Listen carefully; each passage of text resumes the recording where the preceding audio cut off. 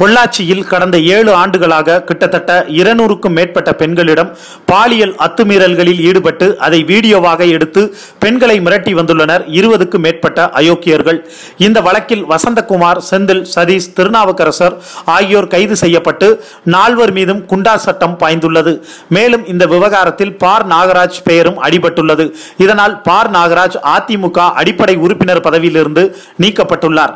இந்த நிலையில் இந்த விவகாரத்தில் மேலும் சில வீடியோக்கள் வெளியாகியுள்ளது. அந்த வீடியோவில் பார் நாகராஜ் பெண்களுக்கு பாலியல் தொல்லை கொடுப்பது பதிவாகியுள்ளது. பார் நாகராஜ் பெண்களை கட்டாயப்படுத்தி பாலியல் துன்புறுத்தல்களை கொடுக்க மறைந்திருந்து ஒருவன் இந்த வீடியோவை எடுத்துள்ளான்.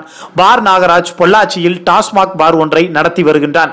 பைனான்ஸ் தொழிலுடன் கட்ட பஞ்சாயத்துகளில் ஈடுபட்டு வந்தான் என்பதும் குறிப்பிடத்தக்கது. மேலும் இன்று பொதுமக்கள் பார் நாகராஜின் கடையை அடித்து துவம்சம் செய்துள்ளனர். தற்போது இவன் நேரடியாக இந்த விவகாரத்தில் சம்பந்தப்பட்டிருப்பதால் மேலும் பல உண்மைகள் வெளிவரக்கூடும் என தெரிகின்றது.